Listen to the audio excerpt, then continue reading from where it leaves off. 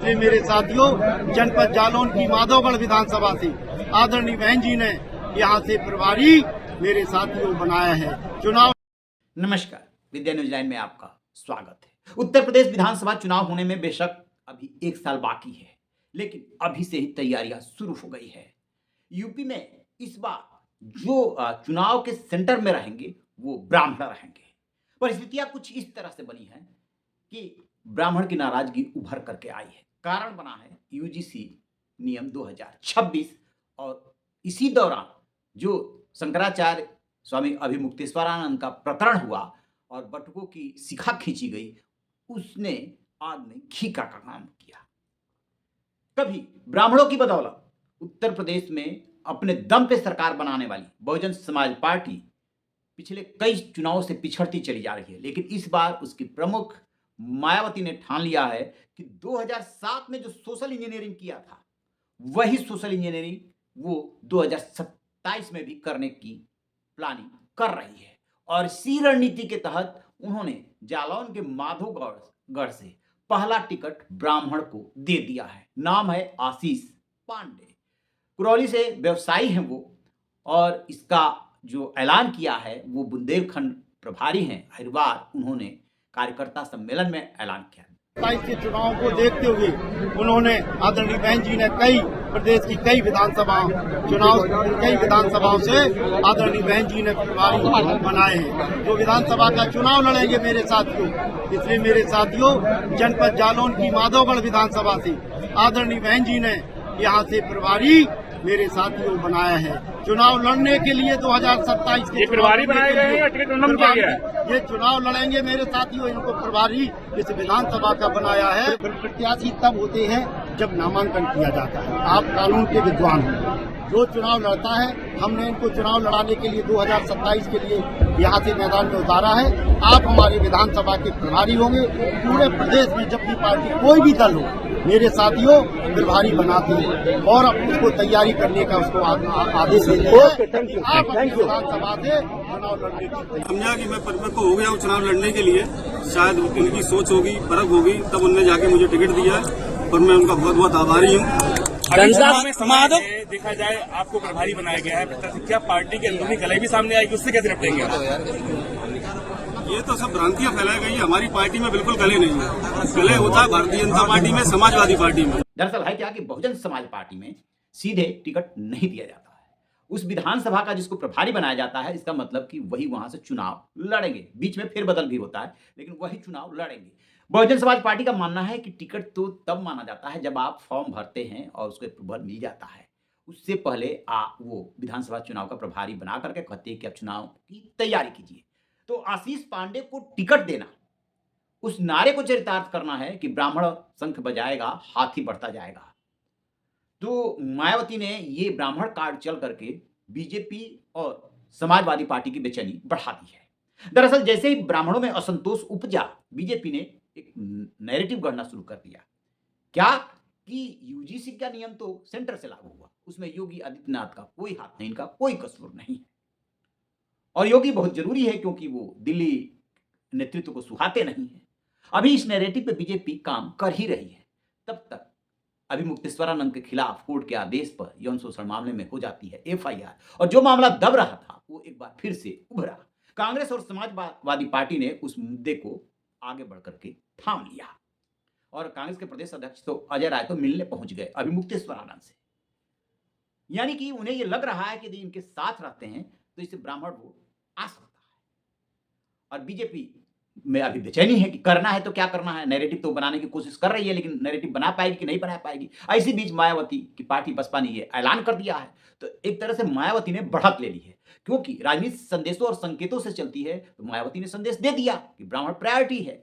और इसके पहले जब दोनों प्रकरण हुए थे, यूजीसी का और अभिमुक्तेश्वरानंद का, तब मायावती ने बहुत सधी हुई प्रतिक्रिया दी थी। पहले तो मायावती ने यह कहा कि जो कुछ भी आंदोलन हो रहा है और जो कर रहे हैं वो ये तरीका ठीक नहीं है। और साथ में ये भी जोड़ दिया था कि यदि पहले ही सभी को विश्वास में ले लिया गया होता तो ज्यादा अच्छा रहता। इसकी थोड़ी आलोचना हुई थी, मायावती अपने हिसाब से बयान दी थी। लेकिन जैसे ही सुप्रीम कोर्ट ने स्टे लगाया यूजीसी नियम 2026 पर, वैसे ही मायावती ने इस पर बहुत सधी हुई प्रतिक्रिया दी और इसको उसको संतुलित कदम बताया था। अभी मुक्तेश्वरानंद के मामले में भी उन्होंने संतुलित बयान दिया, यानी कि कहीं न कहीं वो ब्राह्मणों को जब देखी कि बीजेपी से वो बिदक रहे हैं तो साधने लगी थी तभी से, और ब्राह्मण भी उनकी तरफ झुकने लगे थे।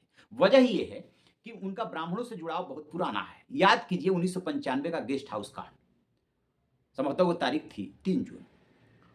तो जो सबसे पहले पहुंचा था वहां पर उनकी जान बचाने के लिए जब उन पर हमला हो रहा था, तो वो थे ब्रह्मदत्त द्विवेदी, जो बीजेपी के विधायक थे और बड़े नेता थे, मुख्यमंत्री पद के दावेदार भी थे। असमय उनकी हत्या कर दी गई थी। अदरवाइज मायावती की शर्त थी कि वही मुख्यमंत्री होंगे और बीएसपी सपोर्ट करेगी। तो ब्राह्मणों से अपना जुड़ाव वो पुराना बताती है। 2007 में ब्राह्मणों के सपोर्ट की बदौलत वो सत्ता में आई और अपने दम पे उन्होंने सरकार चलाई 5 साल। उसके पहले जो 3 बार बनी थी वो जो है गठबंधन की सरकार में मुख्यमंत्री बनी थी। 5 साल मुख्यमंत्री वो 2007 में ही रही, 2007 से 12 तक। तो उन्हें लग रहा है कि 2007 जैसा ब्राह्मणों का सपोर्ट मिल गया तो बात हो गई। अब ब्राह्मणों की क्या दिक्कत है कि समाजवादी पार्टी के साथ जुड़ने में उन्हें दिक्कत होती है, क्योंकि वहां लठैत है और बीजेपी से वो बिदके हुए हैं। योगी वाला नैरेटिव एक हो सकता है कि कुछ एक हद तक काम कर जाए कि ये तो दिल्ली ने किया था, उनकी कोई गलती नहीं, लेकिन अभी मुक्तेश्वरानंद के मामले में उनके पास कोई जवाब नहीं है। ऐसे ही जब ब्राह्मण विधायकों ने बैठक की थी तो पंकज चौधरी नए बीजेपी के अध्यक्ष बने हैं, उन्होंने एक बार नहीं 2 बार सार्वजनिक रूप से अल्टीमेटम दे दिया। तब भी मायावती की प्रतिक्रिया आई थी, क्यों नहीं बैठ सकते, क्यों नहीं साथ में खा सकते हैं, पी सकते हैं, रह सकते हैं। तो उन्होंने तब भी उनकी ब्राह्मणों की दुखती रग पे हाथ रख दिया था।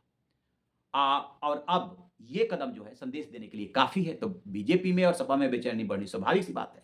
अब जरा गौर करते हैं कि कब कब ब्राह्मण किसके साथ गया। तो पिछला जो 2 चुनाव है, यानी कि 17 और 22 का, इसमें ब्राह्मण काफी हद तक 3/4 या 3/4 से भी ज्यादा बीजेपी के साथ गया।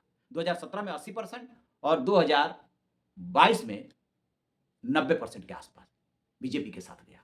और जब ये यदि मायावती की पार्टी बीएसपी की बात करें तो पिछले चुनाव में तो मात्र 1%, उसके पहले 5-7% ब्राह्मण उनके साथ गया।